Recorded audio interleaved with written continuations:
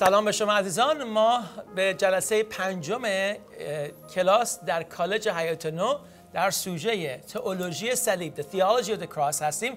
امروز با معلم عزیزمون پاستور استیو تریوینیو هستیم و درس هامون رو ادامه میدیم. Pastor Steve is in your hands. Thank you, thank you. So we've been discussing the theology of the cross. My desire is that we can see the beautiful love story of the gospel. ما در واقع داستان بسیار زیبای محبت خدا رو در انجیل از طریق صلیب می‌بینیم. You know, I think that many Christians have a backwards understanding of how to live the Christian life. خیلی از مسیحی‌ها فکر کنم یک درک برعکسی رو دارن از نوع زندگی مسیحی که باید انجام بدن. Someone asked me once how to explain my teaching philosophy. یکی از من سوال کرد که به من شرح بده که فلسفه تعلیمی تو چی هستش. And I explained it to them with this story. من سعی کردم به اونها از این طریق شرح بدم. Imagine that you have a young man, his name's, we'll call him Johnny. تصور کنید که یه نفر رو دارید که اسمش جانی هستش، یه جوانی. And little Johnny is running through his house. و جانی کوچولو داره توی خونه میدوه از این اتاق به اون اتاق. And he asks his mom. و از مادرش میپرسه. He says, "What does it look like when someone falls in love?" مامان، چه اتفاقی میفته وقتی یک نفر عاشق میشه؟ And the mom thinks for a moment. و مادرش فکر میکنه. And she says, "Well, پسرم، they have a twinkle in their eye. یه برقی چشاشون میزنه. They have a spring in their step. بعد یه مقدار با هیجان تر زندگی میکنن. And they have a song in their heart." و یه آواز و شعری هم تو قلبشون هست. And little Johnny thinks about that. بعد آقای جانی فکر میکنه درباره این چیزی که شنیده. And he says, "Okay." اوکی مامان. And then some time passes. یه مدت میگذره. And the mom happens to see little Johnny. مامانش متوجه میشه که لیلا جانی تو خونه. And he's skipping through the house. بعد داره از اتاق به یه اتاق میپره. And he's whistling a song. داره یه دونه شعر رو داره چیز میکنه، سوت میزنه. And he's winking one eye. بعد داره شعر میکنه با یه دونه چشمک میزنه. And the mom says, "Johnny, what are you doing?" جانی چیکار داری میکنی؟ And he says, "I'm trying to fall in love." میگه دارم سعی میکنم عاشق بشم. You see, I think that explains one of the problems that we have in modern church in Christianity. من فکر میکنم که این داستان یک نمونه بسیار ساده و زیبایی از مشکل اساسی هستش که ما در کلیسا و در کلیسای مدرن مسیحی داریم. And it explains how a lot of times the theology of glory it has us living kind of in the wrong direction. و در واقع در نظر میگیریم که اون تئولوژی جلال چگونه ما رو در یک مسیر اشتباهی داره هدایت میکنه. Because it's very common in the church world to hear messages that say, if you want to fall in love with God, you need to do this, you need to do this, and you need to do this. چون خیلی مواقع این پیام ها رو از کلیسا ما میشنویم و از موعظین و واعظین میشنویم که اگه واقعا میخوای عاشق خداوند بشی باید این کارو اون کارو به این کار انجام بدی. I think that one of the examples that I see in the church today is the emphasis that the church tries to put to create this atmosphere to bring people into a place that they can somehow fabricate or emulate or create this essence in which they somehow the Spirit of God could feel more comfortable in there, as if they can create that atmosphere. There's a false expectation. If I do this and this and this and this and this in church, God suddenly shows up and He's going to just be, you know, I mean, I see that. And do you need to share that? No. Do you need to say that? I'll say it later on in translation. And so, and because what that actually is, Mani, is that's legalism. در واقع من شرط دادم من شرط دادم که تو کلیسا بعضی وقتا آدما احساس میکنن که بس کارایی رو بکنن، یه جور موزیک بزنن، یه جوری رفتار بکنن، یه جور شعر بگن تا یه جوری یه محیطی رو به وجود بیاریم که خدا بیاد خودش رو نمایان کنه و خودمون رو عاشق‌تر از خدا بکنیم. و برادر گفت که این در واقع خود شریعت هست. That's legalism. Yeah, because what the law does آنچه که قانون انجام میده is it deals with external circumstances. با چیزهایی که برونی هستش کار میکنه. So it's trying to move God by the things that we do on the داره سعی external میکنه خدا رو حرکت بده یا به یه نحوی تحت شعاع خودش و تحریک بکنه که کاری رو انجام بده از طریق عملهای برونی ما، اعمال برونی ما. And so you don't do certain things to fall in love. شما یک کاری رو نمیتونید انجام بدید که عاشق بشید. The way that you fall in love طریقی که شما عاشق میشید is you become introduced into someone lovely. شما با یک شخصی که عاشق شدنی، یعنی معشوقش، عاشقش میتونی بشی، باهاش ملاقات میکنی. And so this is why the story of the cross is so powerful. برای همین هستش که داستان صلیب اینقدر قدرتمند هستش. So you never can fall in, you can never force yourself to fall in love or do something to fall in love. You simply fall in love when you meet the right person. That's right. I mean that's just When you see something beautiful. وقتی یه چیزی زیبایی رو میبینید، وقتی یه چیزی عاشق شدنی رو میتونید ببینید یا تجربه میکنید، عاشق میشید. شما نمیتونید یه کاری بکنید که عاشق بشید. That's a very important point though. So I think that the role of a Bible teacher پس پوزیسیون یک خادم یا یک معلم کلام مقدس is to not give you things that you can do to modify your behavior. این نیستش که به شما یه دستورات زندگی رو بده که شما بتونید اعمال و رفتار خودتون رو عوض بکنید. That's religion. این قانون میشه. Religion says change your behavior. شریعت میگه رفتارتو عوض بکن. But what the gospel does ولی آنچه که انجیل انجام میده is it introduces us into the beauty of the cross, the beauty of God. ولی آنچه که انجیل انجام میده اینه که ما رو با زیبایی کلام خدا، با زیبایی انجیل آشنا میکنه. And that's the difference. و این فرق واقعی و اساسی هستش. That when we truly begin to receive a revelation of God's love, وقتی ما واقعا دریافت میکنیم زیبایی شخصیت کلام خدا رو، یعنی زیبایی خود خدا و کلامش رو، it transforms the human heart. اون قلب ما انسانها رو تبدیل میکنه. So what we've been looking at in Corinthians, ما در کتاب قرنتیان آنچه که میدیدیم 1 Corinthians 1:18, the message of the cross is foolishness to those who are perishing, but to us who are being saved, it is the power of God. اول قرنتیان فصل 1 آیه 18 میگه که لکن خود that's 2 Corinthians, I'm on the wrong one. 1 Corinthians اول قرنتیان 1:18 میگه زیرا ذکر صلیب برای هالکان حماقت است، لکن نزد ما که ناجیان هستیم قوت خداست. That's true. And so we've established that the cross is foolishness because it's weakness. پس صلیب در واقع به نظر دنیا حقارت و احمقانه به نظر میرسه، چون که در ضعف میخواد قدرت رو نمایان بکنه. And that's a really powerful point. و نکته خیلی مهمیه، Because weakness ضعف is the portal that God enters into. این دروازه‌ای هستش که خدا از طریقش وارد میشه. Wow. So That's amazing. It's a portal which God enters into. It's also a portal that Satan enters into. و ضعف هم دروازه‌ای هستش که شیطان هم میتونه ازش وارد بشه. That's a really interesting point. Can you expand on that? So Both of them now. So weakness is a portal. ضعف یک نوع دروازه هستش، یک دره. Okay, now travel with me in your mind back to the garden, Genesis chapter 3. با من بریم به باغ عدن، با هم دیگه سفر میکنیم به باغ عدن. Now, Satan, he realized that he could insert his will into God's creation. شیطان حساب کرد یا در نظر گرفت که میتونه خودش رو وارد اراده خداوند برای انسان بکنه از طریق ضعف انسان. And he realized this because he was able to overcome the serpent, and now the serpent was carrying out Satan's will. چون وارد مار شده بود و در واقع از طریق مار در واقع اراده خودش رو داشت وارد صحنه حیات زندگی انسان میکرد. God created the serpent. خداوند ما رو آفریده بود.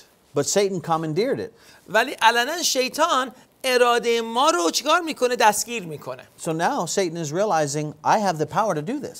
شیطان متوجه میشه من میتونم این کارو کنم، من توانایی این کارو دارم. So he says, but I'm not satisfied just taking over animals. من راضی هم نیستم که فقط اراده حیوانات رو عوض بکنم. He set his sights on God's ultimate creation. چشماشو به سوی در واقع کاملترین یا والاترین خلقت خدا که انسان بود گذاشت. How can I get my will into چگونه میتونم اراده خودم رو بر روی اراده انسان قرار بدم؟ Now, Satan then, the next step was to approach Eve. پس قدم بعدی شیطان بودش که با حوا صحبت بکنه. Now, Scripture says that that when we're married, that the two become one. کلام خدا میگه وقتی یکی ازدواج میکنه دو یکی میشن. It's the mystery that is compared to the gospel. و این در واقع معجزه کلام و معجزه ازدواج ما با عیسی مسیح هم هستش. But it also says that the woman is a weaker vessel. و میگه که زن در واقع ضعیفتر هستش از مرد در اینجا.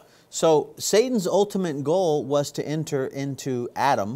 در واقع هدف آخر شیطان این بود که وارد آدم بشه. To get Adam to disobey God. تا آدم بی‌اطاعتی بکنه. So disobeying God, that wasn't Adam's will, that was Satan's will. بی‌اطاعتی یا نااطاعتی اراده آدم نبود، این اراده شیطان بود برای آدم. So how did Satan penetrate Adam? پس چگونه در زندگی آدم وارد شد شیطان؟ He first went through Eve, از طریق حوا وارد شد. the weaker vessel. آن که ضعیفتر بود. So there we see the principle. پس یک اصلی رو اونجا می‌بینیم. That weakness که ضعف is an opening. در باز یا یک دروازه بازی هستش برای اینکه شیطان It's a doorway. از طریقش حرکت بکنه. یک دروازه بازه. That's right. Now, this is not anything new. We realize this. I've experienced this. Everyone. I mean, I just experienced this in the last 4 months. I'm not going to go into details. Yeah. But when I ask what happened to me, what happened to me recently, which I don't want to go into a lot of details, it was obvious that the other party that I was dealing with was so weakened, so weak that Satan entered in and imposed his will for my life, tried to impose his will for my to the weaker party. Right. Yeah. من در زندگی شخصی خودم اخیراً با این مواجه شدم که شخصی که داشتم باهاش کار میکردم و زندگیم باهاش بود در ضعفی که وارد شده بود شیطان از طریق این ضعف وارد میشه و اراده خودش برای زندگی من سعی میکنه از طریق این ضعف در زندگی ما بیاره. پس ضعف دروازه بازیه برای شیطان. So weakness is an open door or a portal for the enemy to come in. But it's also for God too. So continue. It's an open door or it's a portal to the spiritual realm. ضعف دروازه بازه برای دنیای روح. Very good. Because so what happens is, let's say for example you have a man, and he admits that he has a weakness for women. بیایم تصور کنیم که ما با یه مرد صحبت میکنیم و این مرد اقرار میکنه که یه نقطه ضعفی در زندگیش هست برای زن. Now what he is acknowledging in that is he's saying here's an area of my life داره اعلام میکنه که یک قسمتی از زندگیشه that there's an open door. که در بازه. And if I'm not careful, the enemy will come into my life in this area. و اگه من مواظب نباشم از این در باز شیطان میتونه وارد زندگی Or بشه. someone might have who has poor health, they might have a weakness for food. شاید یه نفر که از نظر جسمانی مثلا ضعیف و مریضه بگه من یه ضعفی دارم نسبت به غذا و این در باز وجود داره که شیطان از طریقش حرکت بکنه و منو مریض کنه. Man, you know, I just have a weakness for chocolate. میگه من یه ضعفی دارم برای شکلات. And they can decide that they're not going to eat chocolate. بعد تصمیم میگیره که اصلا دیگه نمیخواد شکلات بخوره. But then when they see it and they smell it and ولی وقتی مثلا بوی شکلات به دماغش میرسه the enemy begins to whisper شیطان شروع میکنه صحبت کردن and the open door. اون زمزمه که میکنه میگه ها در بازه بخور. So the same is true for alcohol. همون چیز برای الکلیست یا مواد مخدر. Materialism. یا برای چیز دنیا پرستی یا مال پرستی. So you know we see this principle and it's pretty understandable. You know, widely accepted. همه قبول دارن. That our weaknesses are openings for the enemy. در واقع ضعف‌های ما درهای باز برای شیطان هستند.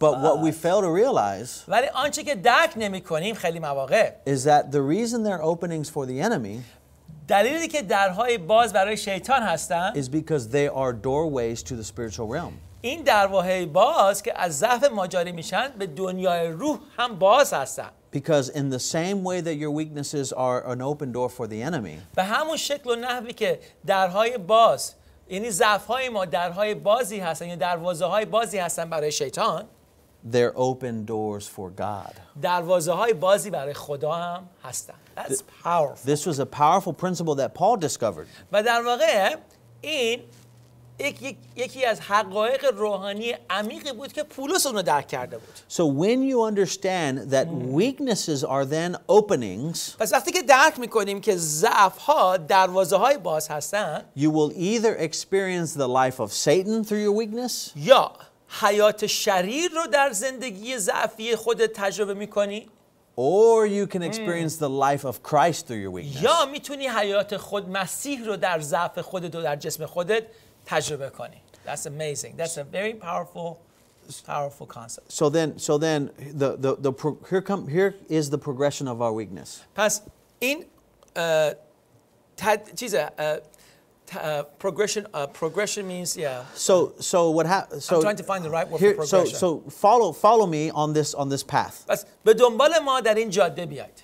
When you begin to understand this concept, this وقتی که revelation, این مکاشفه رو شما درک کردید، then at first what you do is you acknowledge your weakness. پس اولین کاری که میکنی اینه که ضعف خودت رو تشخیص میدی.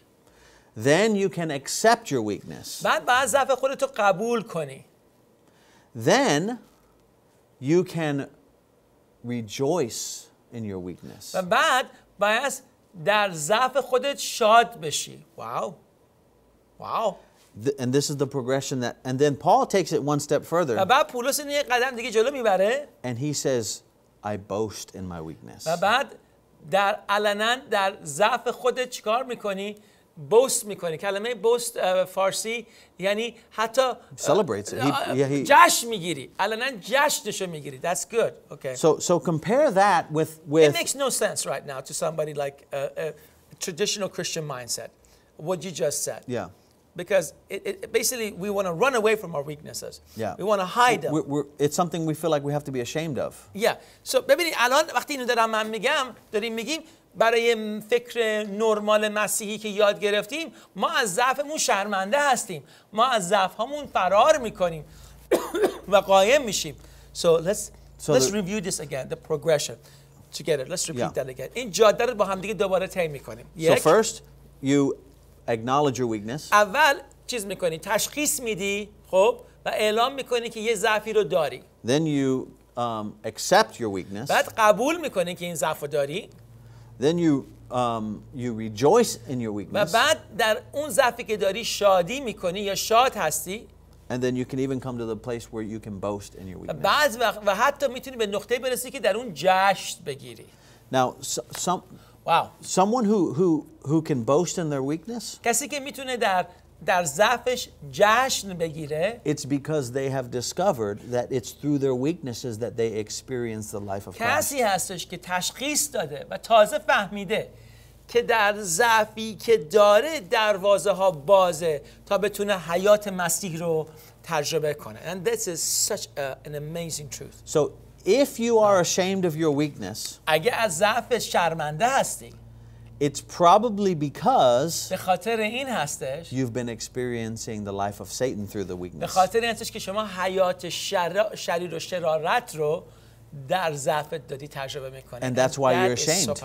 برای همین شرمنده هستی چون اجازه دادی So let me say that. چون اجازه دادی که در ضعف دروازه هایی که به دنیای روح بازه از طریق اون شریر در ضعفت عمل بکنه. And so that's why you feel like you have to hide your weakness. برای همین است که باز احساس میکنی که باز ضعف خودت قایم بکنی. Because for you it's something negative. به خاطر اینکه برای شما یک جنبه منفی داره.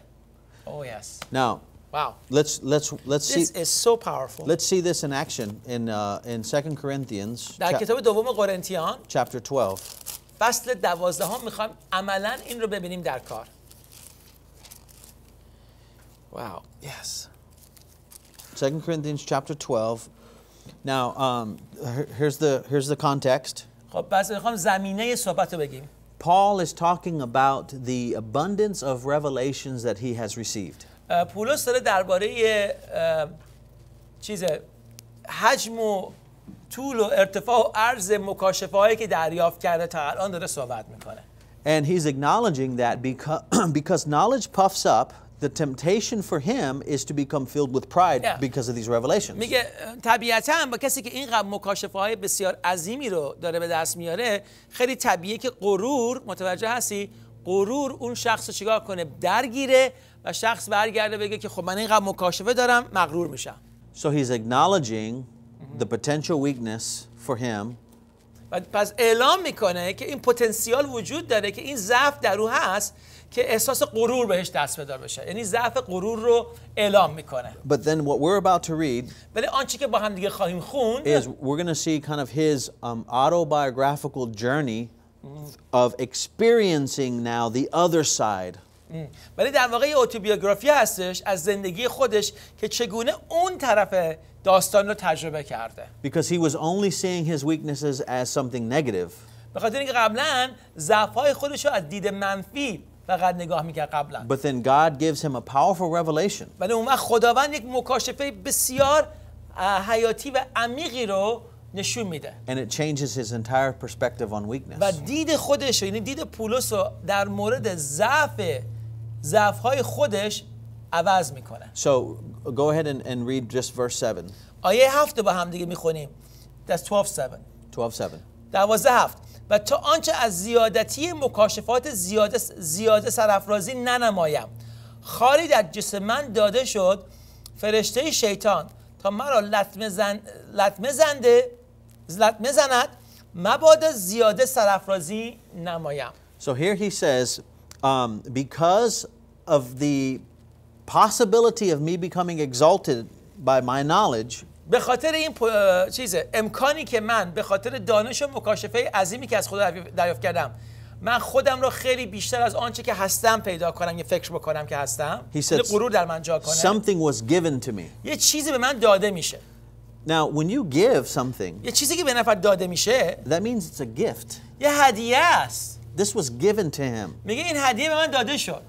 And what was it that was given to him? آن چی بود که بهش داده شد؟ He refers to it as a thorn in his flesh. در واقع این رو به عنوان یک خاری در پهلوی خودش بیان میکنه. No one knows for certain what this thorn in the flesh was. هیچ کسی واقعا 100% نمیدونه که این خاری که در پهلوی پولس چی هست. Some think it was a physical ailment in his بعضی body. فکر میکنن که مریضی بود. Some think that it was a lingering, maybe a sexual lust or temptation. بعضی فکر میکنن که شاید یک شهوت جسمانی بود. Because he never married. به خاطر اینکه هیچ وقت ازدواج نکرد.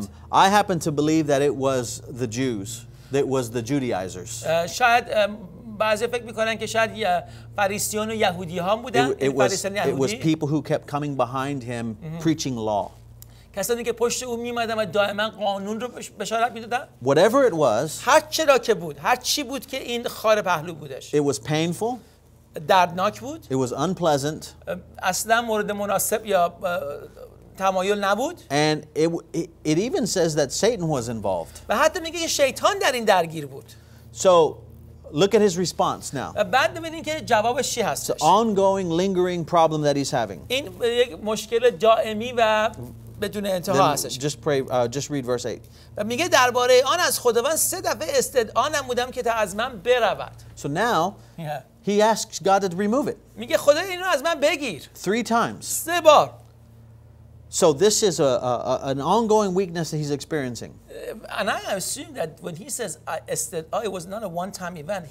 This is went ongoing. 3 times or 3 seasons of his life. I'm almost thinking it's not just like 3 times. Like it could be. Yeah, you're right. I would think because, you know, I think this was the times that he would go through this struggle and say please, and they would not get an answer. Yeah. That he would let it go and then go back and try it again. Yeah. میگه 3 بار در مقطع‌های زمانی مختلف سعی کردم که خدا اینو از من برداره. من ایمان دارم که فقط 3 بار نبود، 3 مقطع زمانی بودش. And now watch. Here's the revelation. حالا مکاشفه رو نگاه کنید. Verse 9. آیه 9 میگه مرا گفت فیض من تو را کافی است، زیرا که قوت من در ضعف کامل گردد. پس به شادی بسیار. Now watch the progression. واو. پس حالا به پروگرسیون، یعنی به این جاده نگاه کنید. پس به شادی بسیار از ضعف‌های خود بیشتر فخر خواهم نمود. یعنی واقعا جشن میگیرم، فخر خواهم نمود تا قوت مسیح در من ساکن گردد. I see that exact progression. Exactly. این جاده رو شما علنا اینجا میبینید. So here we see Paul. حالا میبینیم پولسو. He was seeing his weakness as a portal for the enemy. اول ضعف خودش رو به عنوان یک دروازه باز برای شریر می‌بینی. So he was only viewing it as something negative. پس جنبه خیلی منفی از ضعف خودش داشت. So he pleads with God. استدعا از خدا میکنه. Remove this. از من اینو بردار. Why do I have to deal with this? چرا من باید با این بجنگم؟ It's unpleasant. این سخته. Painful and difficult. دردناکه و مشکله. But then God doesn't remove it. ولی خدا بر نمیداره اینو. And it's almost as if God says, this is actually a gift that I مثل have میمونه که given you. خدا بهش میگه بابا یه هدیه است که من به تو دادم. Think about that. واو. درباره این فکر بکنید. When God wants to give us a gift, وقتی خدا میخواد یه هدیه به شما بده، he wraps it up in a problem. میاد و این هدیه رو در جعبه چیکار میکنه؟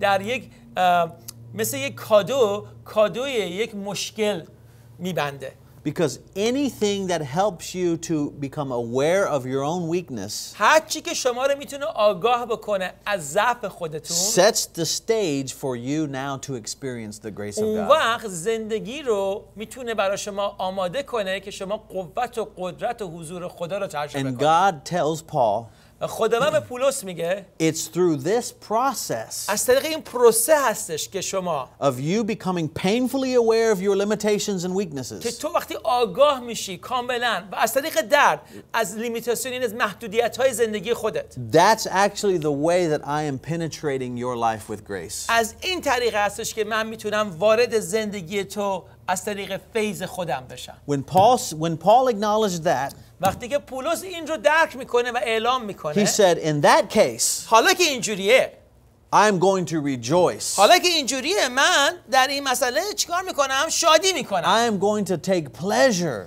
حالا دیگه در این فخر میکنم. And I'm going to boast حالا در این فخر میکنم و شاد هستم. in infirmities, در سختی ها، reproaches, در ضعف ها، needs, نیازها، distress, در مشکلات، and persecutions.